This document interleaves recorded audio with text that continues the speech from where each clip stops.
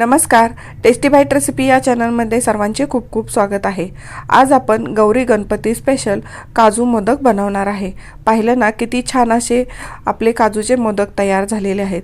सर्वात महत्त्वाचं म्हणजे हे मोदक अगदी कमी साहित्यामध्ये आणि झटपट तयार होतात।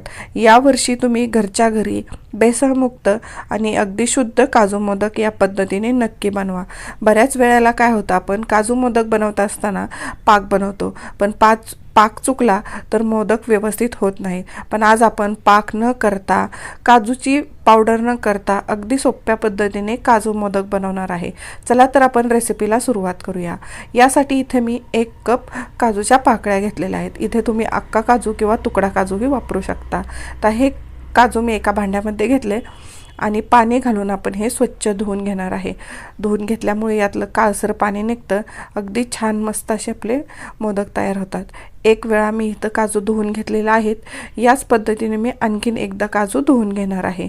बघा, यातलं तुम्ही या भांड्यामध्ये पाहू शकता की किती काळसर पाणी निघलेलं आहे। आता हे 2 वेळा मी काजू स्वच्छ धुवून घेतल्यानंतर यामध्ये आणखी मी पाणी घातलेलं आहे।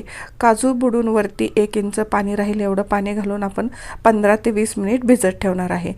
15 ते 20 मिनिट होत आहेत तोपर्यंत आपण दुसरी तयारी करून घेऊया।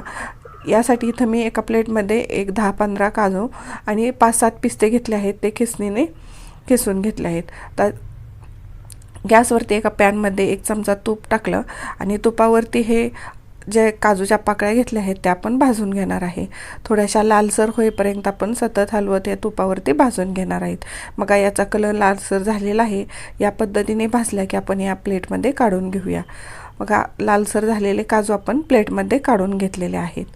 बघा, इथं सर्व काजू आपले तळून झालेले आहेत। आता या इथं 20 मिनिट झालेले आहेत। या काजूतलं आपण सर्व पाणी काढून घेऊया। मिक्सरच्या भांड्यामध्ये हे काजू घालून घेऊया। यातले अर्धे काजू घालूया आणि यामध्ये 2 ते 3 चमचे पाणी घालायचं आहे आणि मिक्सरला याची बारीक पेस्ट तयार करायची आहे।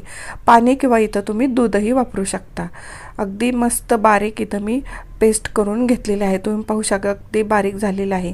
आणि जर आपण पेस्ट न करता, काजू न भिजवता अख्खे काजू जर मिक्सरला बारीक केले तर इतके बारीक होत नाहीत आणि ते जाडसर राहतात आणि जास्त जर फिरवलं तर त्यातून तेल निघतं आणि ते खूप बारीक होत नाहीत। आता यासाठी इथं मी राहिलेलेही काजू बारीक करून घेतलेले आहे आणि ते सर्व कढईमध्ये काढलेलं आहे। आणि 1 कप काजूसाठी इथं मी अर्धा कप साखर घेतलेली आहे आणि कढईमध्ये हे काजूची पेस्ट आणि साखर व्यवस्थित असं मिक्स करून घेतलं। आता ही कढई गॅसवर ठेवून आपण व्यवस्थित असं मिक्स करून घेणार आहे।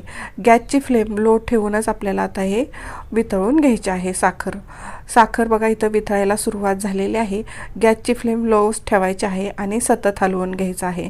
अशाच नवनवीन रेसिपी पाहण्यासाठी टेस्टी बाईट रेसिपी या चॅनलवर तुम्ही नवीन असाल तर सबस्क्राईब करा। सबस्क्राईब केलं असेल तर लाईक आणि शेअर करायला विसरू नका। आता 2 ते 3 मिनिटांनंतर यातली साखर सर्व वितळलेली आहे आणि हे मिश्रण आहे ते घट्ट व्हायला सुरुवात झालेली आहे। बघा, या पद्धतीने अगदी छान मस्त प्लेन असं आपलं इथं मिश्रण तयार झालेलं आहे। तर यामध्ये 1 चमचा साजूक तूप घालायचं आहे आणि तूप घातल्यानंतर पुन्हा व्यवस्थित असं मिक्स करून घ्यायचं आहे। तूप घातल्यामुळे हे चिटकत नाही आणि अगदी छान असं आपलं हे मिश्रण तयार होतं। बघा, अगदी प्लेन मस्त असं आपलं इथं मिश्रण तयार होत आलेलं आहे आणि हे मिश्रण हलवत असताना याचा असा गोळा बनायला सुरुवात झाल्या की समजायचं आपलं हे मिश्रण तयार होत आलेलं आहे। बघा, अगदी मस्त ह्याचा गोळा तयार झालेला आहे। तर हे आपलं मिश्रण तयार झालेलं आहे। आता हे आपण काढून घेऊया। गॅसची फ्लेम बंद करून कढई मी खाली काढून घेतली आणि जे तयार झालेलं मिश्रण एका प्लेटमध्ये मी काढून घेतलेलं आहे। याच पद्धतीने राहिलेलं कढईमधलं हे मिश्रण मी प्लेटमध्ये काढून घेते आणि थोडंसं पसरून आपण थंड होण्यासाठी हे ठेवणार आहे। अगदी मस्त मिश्रण हे तयार झालेलं आहे, प्लेटलाही चिटकत नाही। तर हे थोडं पसरून आपण थंड करून घेऊया। 5 ते 6 मिनिटात हे थंड होतं। बघा, मिश्रण आपलं थंड झालेलं आहे, थोडंसं कोमट आहे। आता हाताने आपण ही प्लेटमध्ये अगदी व्यवस्थित मळून घ्यायचं आहे। मळून घेतलेलं आहे। आता इथं मी मोदकाच्या साच्याने हे मोदक बनवणार आहे। साच्याला असलेली पिन काढून घेतली आणि मोदकाच्या साच्याला तुपाचा हात लावून घ्यायचा, म्हणजे मोदक आपला साच्याला चिटकत नाही। तर इथं मी साच्यावरती वरच्या बाजूला पण इथं केशर लावून घेत आहे. दोन्हीही साईडला केशर लावून घ्यायचं, म्हणजे अगदी छान असं केशर वरती मोदकावरती दिसतं. आणि त्यानंतर जे आपण पिस्त्याचे काप करून घेतले होते तेही लावून घेतले आहेत मी साच्यावरती. आता यातलं थोडंसं मिश्रण घ्यायचं, वरच्या पासून व्यवस्थित असं खालच्या साईडला भरून घ्यायचं. दोन्ही साईडला असं सेम मिश्रण आपण इथं भरून घेतलेलं आहे.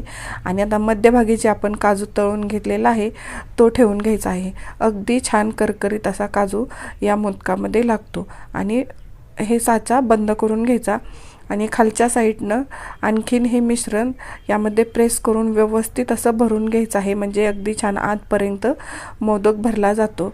बघा, व्यवस्थित भरून झाल्यानंतर मी इथं मोदक ओपन केला. तुम्ही पाहू शकता मस्त अगदी अप्रतिम असा इथं आपला काजूचा मोदक तयार झालेला आहे. तयार मोदक आपण एका प्लेटमध्ये ठेवून घेऊया. अगदी छान याला पाकळेही आलेले आहेत. अशाच पद्धतीने आपण इथं दुसराही मोदक तयार करून घेऊया. तुम्हाला जर इथं केशर आणि पिस्ता साच्याला लावून करणं अवघड वाटत असेल तर मोदक तयार झाल्यानंतर वरूनही तुम्ही लावू शकता, किंवा केशर आणि पिस्ता लावणं हे ऑप्शनल आहे. पण अगदी अप्रतिम दिसतं म्हणून मी इथं लावलेलं आहे. अशाच पद्धतीने इथं मी दुसराही मोदक तयार करून घेतलेला आहे. अगदी सहज मस्त असे आपला काजू मोदक ह्या मोल्डमधून निघून तयार झालेला आहे. याच पद्धतीने इथं मी सर्व मोदक तयार करून घेतलेले आहेत. झटपट होणारे काजूचे शाही मोदक अगदी झटपट आपल्या घरच्या घरी बनवून तयार झालेले आहेत. तुम्ही पाहू शकता अप्रतिम असे मोदक तयार झालेले आहेत. आणि 1 कप काजूमध्ये माझे साधारणपणे इथं 11 मोदक या साईजचे तयार झालेले आहेत. आणि मध्ये मी काजू घातलेला असल्यामुळे बघा इथं आपले 11 मोदक तयार झालेले आहेत. अप्रतिम असे मोदक तुम्ही या गणपतीमध्ये नक्की करून पहा. थँक्यू.